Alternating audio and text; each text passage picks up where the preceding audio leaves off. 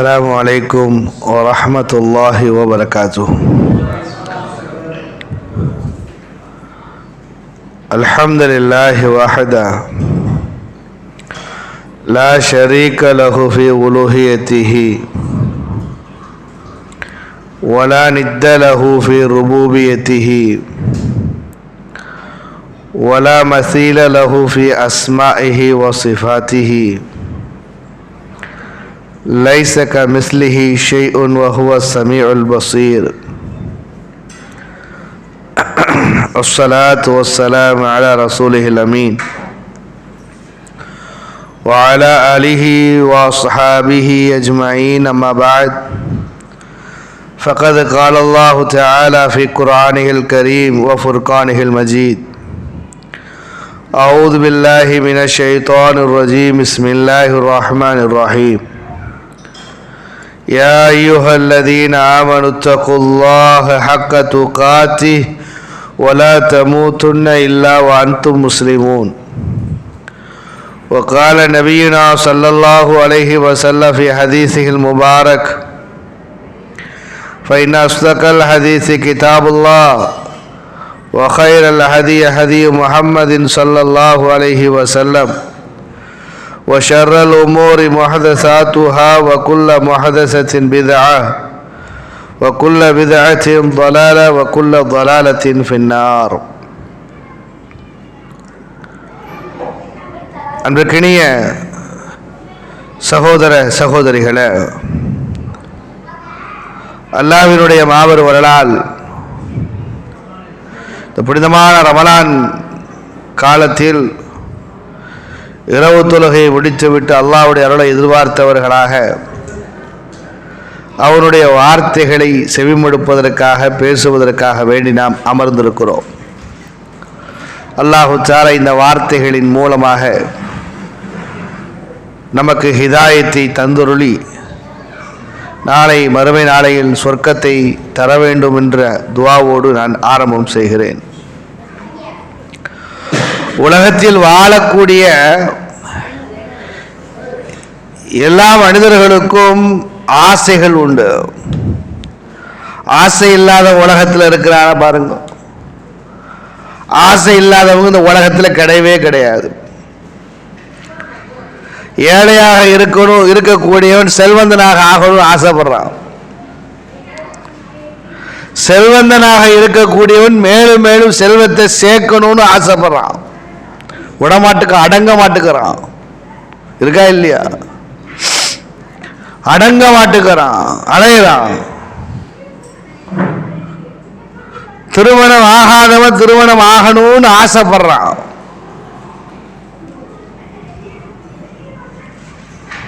ஐயோ பாவம்.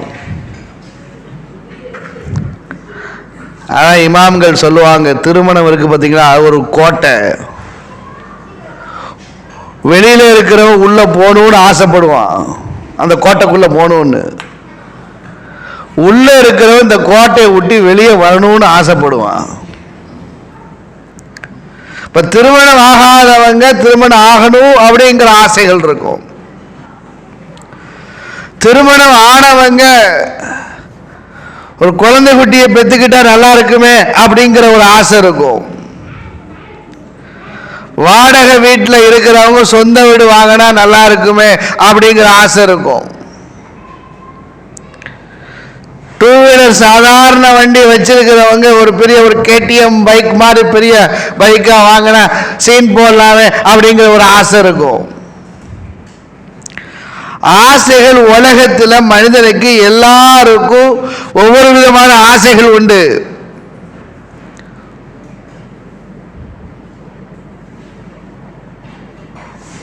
வயசு ஆகிக்கிட்டே போகும். ஒரு மனிதனுக்கு வயசாகிக்கிட்டே போகும். ரெண்டு விஷயம் மட்டும் ஃப்ரெஷ்ஷா இருக்கும் வயசாகாத அவனுக்கு. ரெண்டு விஷயம் மட்டும் இளமையாகவே இருக்கும். ஒன்று என்ன தெரியுமா? செல்வத்தின் மீது உண்டான ஆசை. செல்வத்தினுடைய ஆசை. பணம் சொன்னா பணமும் வாயை திறக்கும் சொல்லுவான் இல்லையா? வயசாகிட்டே போகும் மனுஷனுக்கு. ஆனா செல்வத்தின் மீது ஆசை வயசாகுமா? அது ஆகாது. அது வாழ்வனாகவே இருக்கும் அந்த ஆசை. அதே மாதிரி இன்னும் கொஞ்சம் வாழணும் அப்படிங்கிற ஆசையும் ஒவ்வொரு மனிதனுக்கும் இருக்கும். வாழ்ந்து அனுபவிச்சு பேரன் பேத்தி பூட்டம் பூட்டிகளை எல்லாம் பார்த்த ஒரு கிழவனும் ஒரு கிழவிய கிட்ட போய் இன்னும் கொஞ்சம் இருக்கணுமான்னா அந்த பூட்டனுக்கு ஒரு கல்யாணத்தை பார்க்குற வரைக்கும் தான் நல்லா இருக்குமே. இப்படித்தான் நீ சொன்ன மௌனை கல்யாணம் பண்ணி வைக்கிறோன்னு. பேரன் பிறந்தா பேரன் பேத்திக்கு ஒரு கல்யாணத்தை பண்ணி வச்சா நல்லா இருக்குமேன்னு சொன்னேன். இப்போ பூட்டம் பூட்டிக்கு ஒரு கல்யாணத்தை பண்ணி வச்சா நல்லா இருக்குமே, அதையும் பார்த்துட்டு போயிடுவோன்னு. சாகரவங்களுக்கு கூட இன்னும் கொஞ்ச நாள் வாழணுங்கிற ஆசைகள் மனிதனுக்கு. நான் சொல்ல இத நபி ஸல்லல்லாஹு அலைஹி வஸல்லம் அவர்கள் சொன்னார்கள். 2 விஷயங்கள் மனிதனுக்கு இளமையாகவே இருக்கும். ஆசை யாரைத்தான் விட்டுச்சு?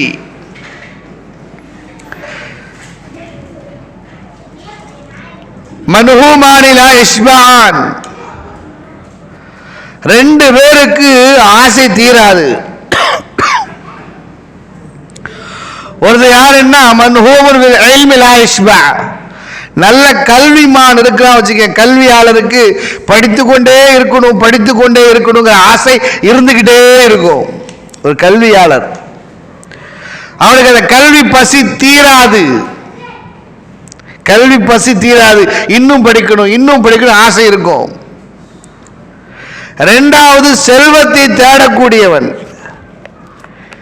போதும் என்ற நிலையே அவனுக்கு வராது. செல்வத்தை தேடக்கூடியவனுக்கு இது போதும் அப்படிங்க நினைக்கவே மாட்டான். இன்னும் சேர்க்கணும் தான் இருந்துகிட்டு இருப்பான். இப்படி உலகத்தில் ஒவ்வொரு மனிதனுக்கும் ஒவ்வொரு விதமான ஆசைகள் உண்டு. அபூதர்தா ரலியல்லாஹு அன்ஹு அவர்கள் பெரிய சஹாபி. நல்லா கொஞ்சம் கவனமா கேட்கணும். அபூதர்தா ரலியல்லாஹு தஆலா அவர்கள் மிகப்பெரிய சஹாபி. அவர்கள் அவங்க பற்றற்று வாழக்கூடியவங்க. அடுத்த வேளை சோத்துக்கு சேர்த்து வைப்பதை விரும்ப மாட்டாங்க. இப்ப கொடுத்த அல்லாஹ் கொடுத்த உணவு கொடுத்தவன் நைட்டுக்கும் கொடுப்பான், நாளை காலையும் கொடுப்பான் அப்படிங்கிற எண்ணம் உடையவர்கள் அவர்கள். அதனால தான் பார்த்தாங்க இவர் நம்ம கூட இருந்தாரு அதனால விட மாட்டாங்கன்னு சொல்லி அவரை நாடு கடத்திட்டாங்க ஆட்சியாளர்கள். பார்த்தாங்க இவர் எப்போ பார்த்தாலும் வந்து என்ன இப்படி சாப்பிட்றீங்க, இவ்வளோ ஐட்டங்களை வச்சு சாப்பிட்றீங்களே அப்படின்னு வந்து கேட்குறாரு. இப்படி நீங்கள் வாகனத்தில் பவனி வருகிறீங்களேன்னு கேட்குறாரு. அப்படின்னு பார்த்து அவரை நாடு கடத்திட்டாங்க. ஊருக்கு ஒதுக்குப்புறமாக கொண்டு வர வச்சுட்டாங்க. நீ எங்கே இருங்க, ஊருக்குள்ள வர வேண்டாம், உங்களால பெரிய பிரச்சனை இருக்குது அப்படின்னு மக்கள் என்ன செஞ்சிட்டாங்க, ஆட்சியாளர்கள் அவரை ஒதுக்கி வச்சுட்டாங்க. அவ்வளவு பற்றுற்ற வாழக்கூடிய ஒரு சஹாபி அபூதர்தா ரலியல்லாஹு தஆலா அவர்கள்.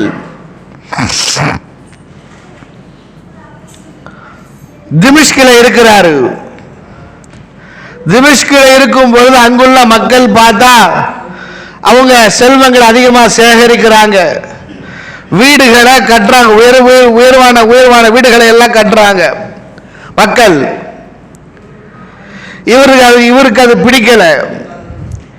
எல்லா மக்களையும் ஒன்று கூட்டினார், வாங்க ஒரு இடத்துக்கு வாங்க, உங்களுக்கு கொஞ்சம் உபதேசம் செய்யணும்னு சொல்லிட்டு. மிகப்பெரிய சஹாபி கூப்பிடுறாருன்னு சொல்லிட்டு மக்கள் எல்லாம் ஒரு இடத்துல ஒன்று கூடுனாங்க. அவங்கள்ட்ட போய் இவர் பேசுறாரு. அவங்கள்ட்ட போய் அபூதர்தா ரலியல்லாஹு தஆலா அவங்க பேசுறாங்க. என்ன பேசுறாங்க தெரியுமா? மக்களே,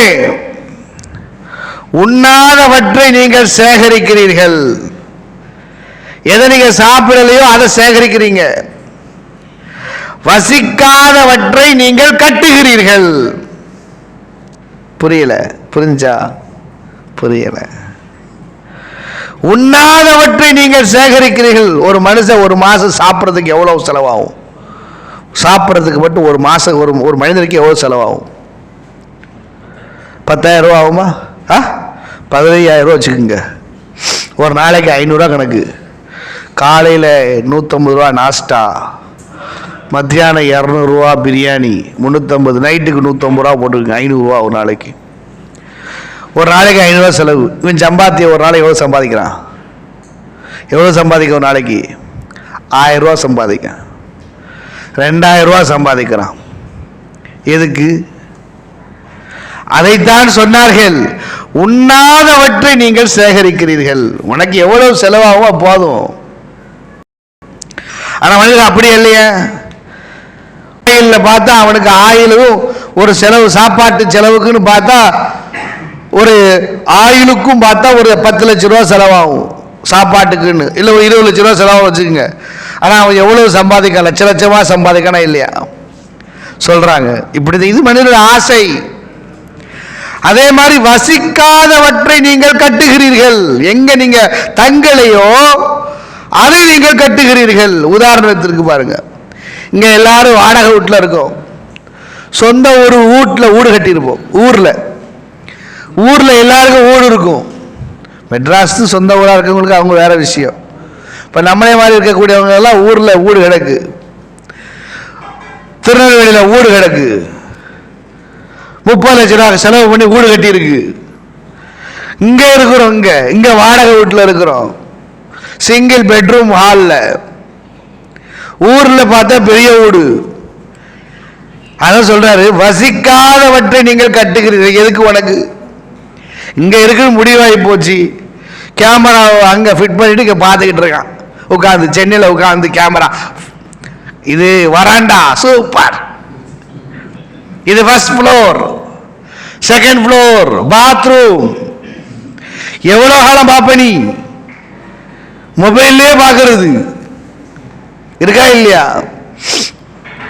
வருஷத்துல ஒரு மாசம் 10 நாள், 15 நாள், 20 நாள் போய் தங்கிறதுக்கு, வருஷத்துல 20 நாள் போய் நல்லா பார்த்தா ஒரு மாசம் தங்கும் வச்சுக்கோங்க.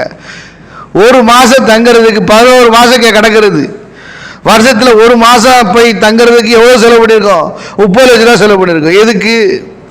அதுதான் அவர் சொல்றாரு, வசிக்காதவற்றை நீங்கள் கட்டுகிறீர்களே, என்ன பிரயோஜனம் உங்களுக்கு? இங்கேயே பாருங்க, 2 பெட்ரூம் ஹால், 3 பெட்ரூம் ஹால். எத்தனை ரூம்ல படுக்கிறோம்? ஒரு ரூம்ல தான் படுக்க போறோம், பாக்கி 2 ரூம் சும்மா கிடக்கும். அப்படிதானே? அப்படிதான். நான் என்ன சொல்ல வரேன்னா, மனிதனுக்கு உலகத்தில் ஒவ்வொருத்தருக்கும் ஒவ்வொரு விதமான ஆசைகள் உண்டு. அந்த ஆசைகள் நிறைவேறும். சில பேருக்கு ஆசைகள் நிறைவேறுவதற்கு வாய்ப்புகள் இருக்கு. இன்னைக்கு ஏழையா இருக்கிறவன் நாளைக்கு பணக்காரன் ஆகணும்னு ஆசைப்பட்டவன் பணக்காரன் ஆயிருக்கான், பார்க்கிறோம். வாடகை வீட்டில் இருந்தவன் நாளைக்கு சொந்த வீடு வாங்கி குடியேறி இருக்கிறத பார்த்திருக்கிறோம், நடக்குது. இந்த உலகத்தில் வாழக்கூடிய மனிதர்களுடைய ஆசைகள் நிறைவேறுகிறது. ஆனால் செத்து போனவங்களுக்கும் ஆசைகள் உண்டு. இறந்தவர்களுக்கும் மரணித்தவர்களுக்கும் ஆசைகள் உண்டு. அவர்களுடைய ஆசைகள் நிறைவேறுமா?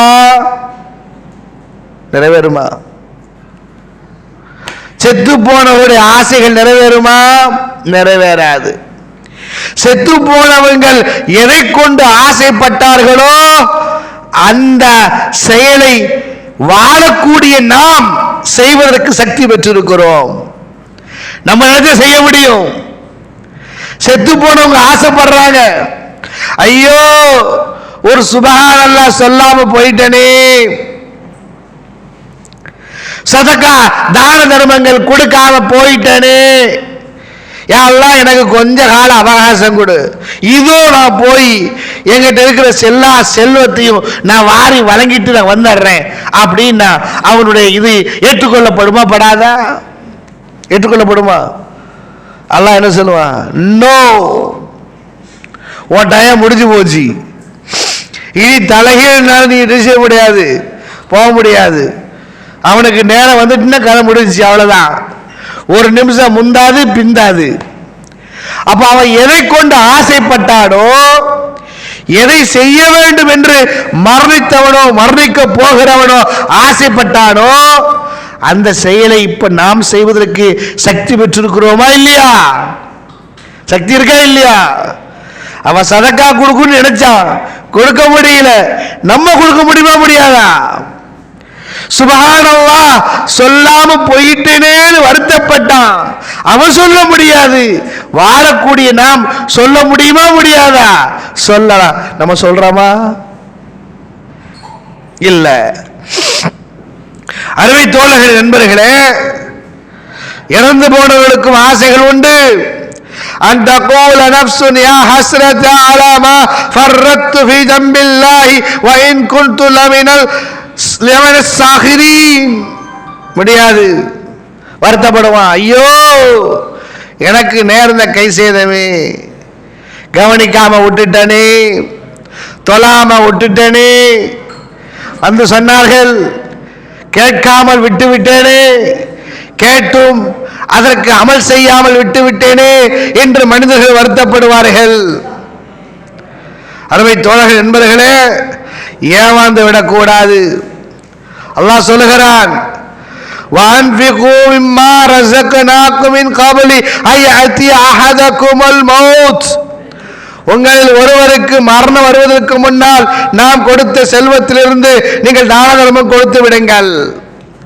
فَيَقُولَ رَبِّ لَوْلَا أَخَّرْتَنِي إِلَى أَجَلٍ قَرِيبٍ. மரணம் வந்ததுக்கு பிறகு அல்லாஹ் எனக்கு கொஞ்ச கால அவகாசம் கொடு அப்படின்னு சொன்னால் சொல்லுவாங்க, கேட்பான், அல்லாஹ்ட்ட ரெக்வெஸ்ட் பண்ணுவான், நான் சதகா செய்துவிட்டு யோக்கியனாக நான் வருகிறேன் என்று அல்லாஹ்விடத்தில் கேட்பான். முடியாது. அருமை தோழர்கள், நண்பர்கள், நமக்கு அந்த பாக்கியம் இருக்கிறது. நாம் நினைத்தால் சதகா கொடுக்க முடியும், நாம் நினைத்தால் திக்ரு செய்ய முடியும், நான் நினைத்தால் இபாதத் செய்ய முடியும். இறந்து போனவர்கள் எந்த ஆசைப்பட்டு அவருடைய ஆசை நிறைவேறவில்லையோ அந்த ஆசையை நிறைவேற்றுவதற்குண்டான வாய்ப்புகள் வசதிகளும் உலகத்தில் வாழக்கூடிய நமக்கு இருக்கிறது. அதை எண்ணி பார்த்து இந்த நேரங்களை நாம் பயன்படுத்தி கொள்ள வேண்டும் என்று சொல்ல வருகிறேன்.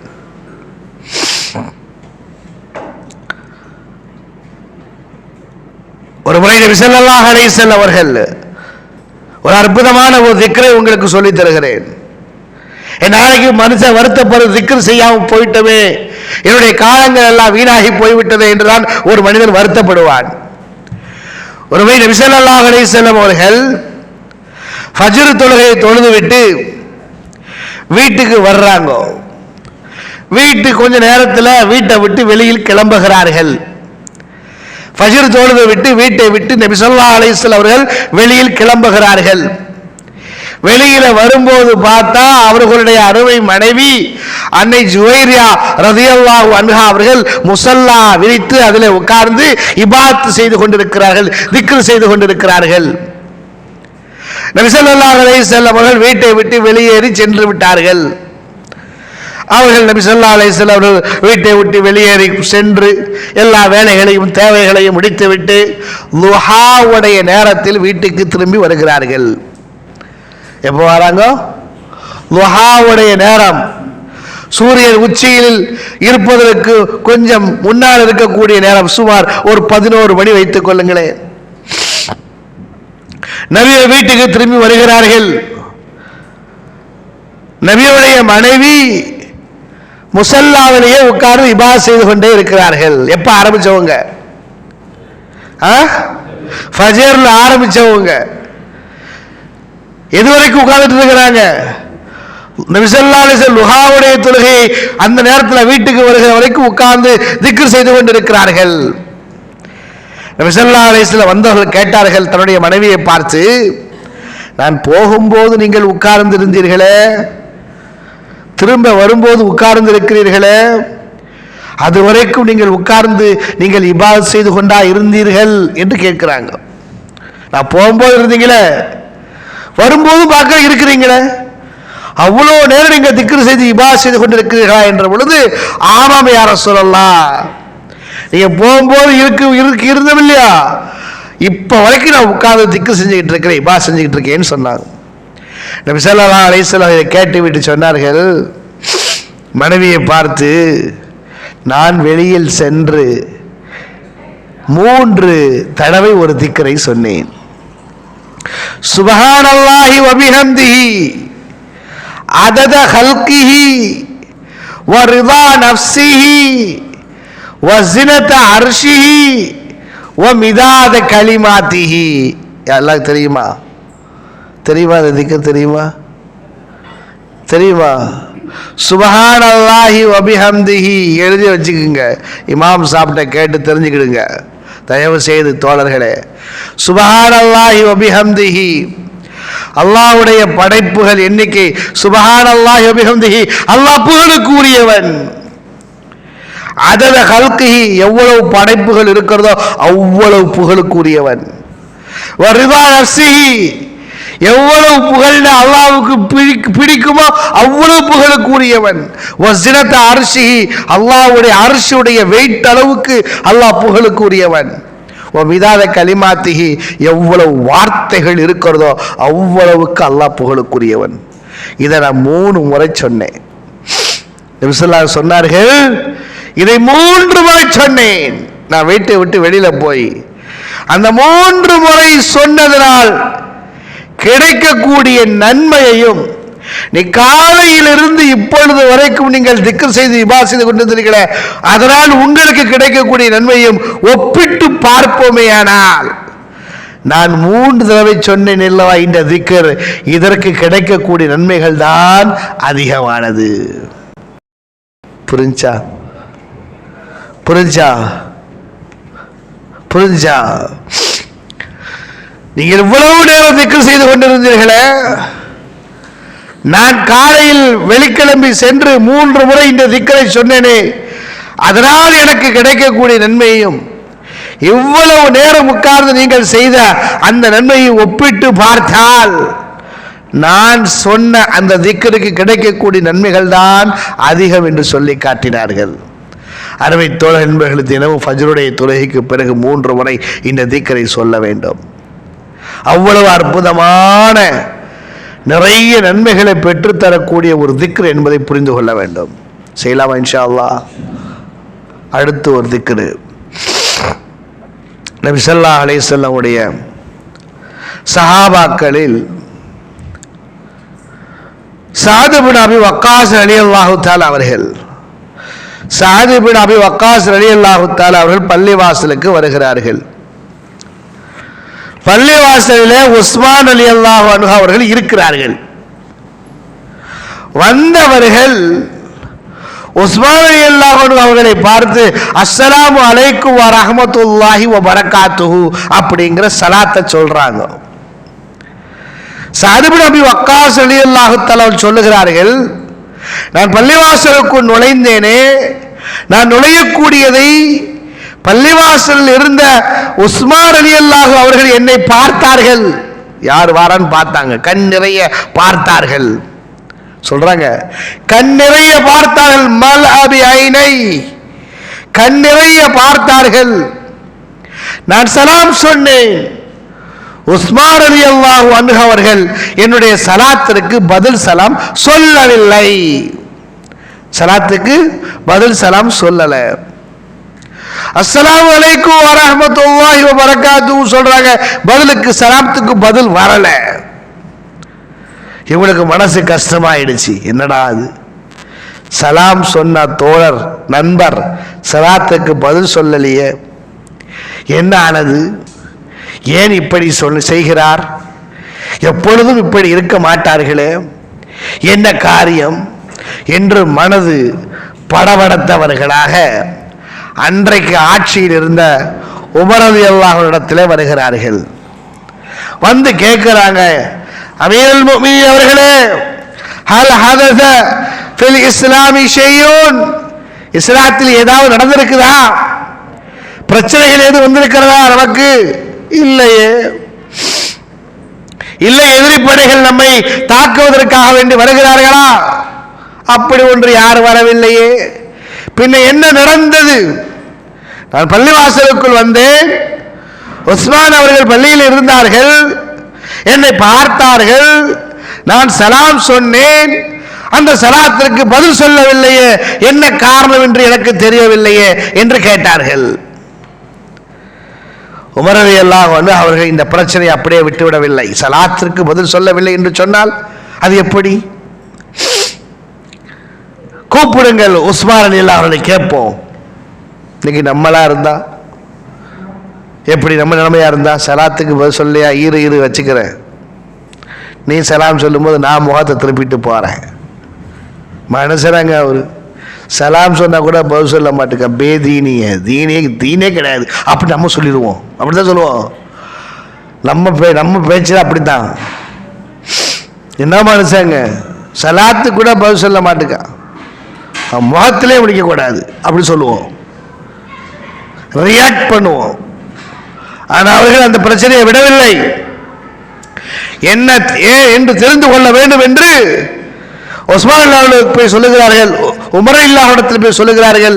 உமர் அலி அல்லாஹ் அவர்கள் உஸ்மான் அலி அல்லாஹ்வை கூப்பிட்டு கேட்கிறார்கள், என்ன நடந்தது, ஏன் சகோதரர் சலாம் சொன்னாரே நீங்கள் ஏன் பதில் சொல்லவில்லை?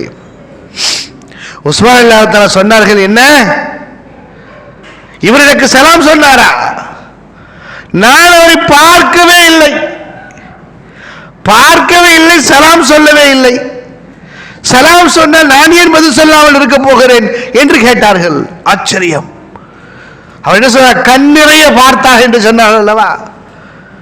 ஆச்சரியம் அவருக்கு. என்ன நடந்தது? இல்லை, நான் உங்களுக்கு பார்த்தேன், சலாம் சொன்னேன், நீங்கள் என்னை பார்த்தீர்கள், சலாம் சொல்லவில்லை. அல்லாஹ் மீது ஆணையிட்டு சொல்லுகிறேன், நான் உங்களுக்கு சலாம் சொன்னேன். அவர் சொல்லுகிறார், உஸ்மான் அல்லாஹ் அவர்கள், அல்லாஹ் மீது ஆணையிட்டு சொல்லுகிறேன், நீங்கள் எனக்கு சலாம் சொல்லவே இல்லைங்கிறார். பேசிக்கிட்டே இருக்கும் பொழுது அவருக்கு ஒரு ஞாபகம் வருது, இருக்கலாம், நான் ஏதோ ஒரு செய்தியை நினைத்து கொண்டிருந்தேன், ஒரு விஷயத்தை எண்ணி பார்த்து கொண்டிருந்தேன், அதில் என்னுடைய கவனம் சென்று விட்டது, அதனால் நீங்கள் சொன்ன சலாம் என் காதில் விழவில்லை. அந்த மாதிரி இருக்கும். நம்ம எதாவது செஞ்சுட்டு இருக்கோம், யார் சொல்ல வந்து போல தெரியாது. நான் ஒரு செய்தியை எண்ணி பார்த்து கொண்டிருந்தேன், அந்த நேரத்தில் நீங்கள் சலாம் சொன்னதுனால் என்னுடைய காதில் அது விழவில்லை, என்னை அல்லாஹ்வுக்காக வேண்டி மன்னித்து விடுங்கள். என்ன நினைத்து பார்த்து கொண்டிருந்தேன் தெரியுமா? ரசூலுல்லாஹ் ஸல்லல்லாஹு அலைஹி வஸல்லம் அவர்கள் ஒரு முறை எங்களோடு உட்கார்ந்து இருந்தார்கள். பேசிக் கொண்டிருக்கும் போது சொன்னார்கள், தோழர்களே, உங்களுக்கு ஒரு திக்ரை சொல்லி தருவேன், அந்த திக்ரை நீங்கள் துஆ கேட்டுக் கொண்டிருக்கிற பொழுது இந்த திக்ரை சொல்லி நீங்கள் துஆ கேட்பீர்களே ஆனால் உங்களுடைய துஆ ஒப்புக்கொள்ளப்படும் சொன்னாங்க. பேசிக் கொண்டிருக்கும் பொழுது நபி அவர்கள் மறந்து விட்டார்கள். ஒரு மனிதர் வந்து சில சந்தேகங்களை கேட்டார், ஒரு கிராமவாசி. அவருக்கு பதில் சொல்லிவிட்டு நபி அவர்கள் மறந்து அந்த இடத்தை விட்டு எழுந்து சென்று விட்டார்கள். ஐயோ, உஸ்மான் சொல்லுகிறார், நான் அந்த சபையில் இருந்தேன். உஸ்மான் ரலியல்லாஹு சொல்றாங்க, நான் சபையில் இருந்தேன், நபி அவங்க ஒரு துஆவை சொல்லித்தாரேன்னு சொன்னவங்க அதை சொல்லாம போயிட்டாங்களே, அதை கேட்டிருந்தால் எவ்வளவு நன்றாக இருக்கும், அதை கேட்டிருந்தால் அமல் செய்திருக்கலாமே அப்படிங்கிற வருத்தத்தை தான், அந்த சிந்தனையைத்தான் நான் செய்து கொண்டிருந்தேன். அந்த நேரத்தில் வேண்டுமானால் நீங்கள் சலாம் சொல்லியிருக்கலாம், நான் கவனிக்காமல் இருக்கலாம். புரிஞ்சுதான் உங்களுக்கு? இதை கேட்டுட்டு சாது நபி வக்காஸ் ரலியல்லாஹு தஆலா சொல்றாங்க, தோழரே, அந்த சபையில் நானும் இருந்தேன். நபி ஸல்லல்லாஹு அலைஹி வஸல்லம் சொன்னார்கள், ஒரு துஆவை கற்றுத்தருங்கள் என்று சொன்னார்கள். சொல்வதற்கு முன்னால் எழுந்து சென்று விட்டார்கள், எல்லோரும் கலைந்து போய்விட்டார்கள்.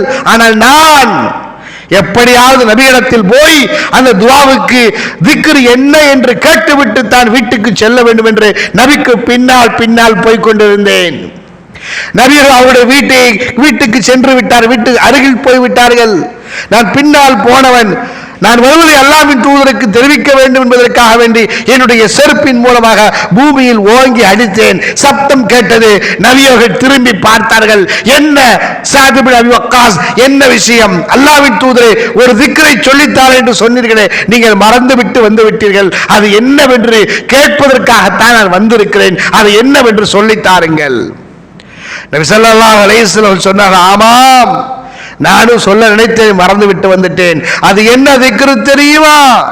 யூனுஸ் அலைஹிஸ்ஸலாத்து வஸ்ஸலாம் அவர்கள் வயிற்றுக்குள் இருந்த பொழுது கேட்ட பிரார்த்தனை தான், லா இலாஹ இல்லா அன்த சுப்ஹானக இன்னி குன்து மினல் ஸாலிமீன். உங்களில் ஒருவர் பிரார்த்தனை செய்கிற பொழுது இந்த திக்ரை ஓதி துஆ கேட்பாரேயானால் அவர் கேட்ட அத்துணை துஆக்களையும் அல்லாஹ் அங்கீகரித்துக் கொள்கிறார் என்று சொன்னார்கள்.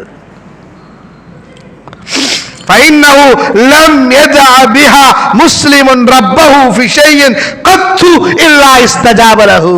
ஆஹா, எவ்வளவு நாள் துவா கேட்டுட்டு இருக்கோம், இது தெரியாம நமக்கு போச்சே. கேட்டு பாருங்க, துவா கேட்கிற பொழுது உங்களுடைய இன்ப உலகத்திற்காக வேண்டி மறுமைக்காக வேண்டி கேளுங்கள். கேட்டுகிற பொழுது இந்த பிரார்த்தனை சொல்லிவிட்டு கேளுங்கள். நாம் கேட்ட அத்தனை பிரார்த்தனையும் அல்லாஹ் அங்கீகரித்துக் கொள்கிறார். ஆக அருமை தோழர்கள் நண்பர்கள், இந்த 2 திக்கரை மறந்து விடாதீர்கள். இந்த 2 செயலை அமல் செய்யக்கூடிய மக்களாக அல்லாஹ் ரஹ்மான் நம் அனைவரையும் ஆக்கி அருள் புரிவானாக. வாஹிர் தாவானா அனில் அல்ஹம்துலில்லாஹி ரப்பில் ஆலமீன். அஸ்ஸலாமு அலைக்கும் வரஹ்மத்துல்லாஹி வபரகாத்துஹு.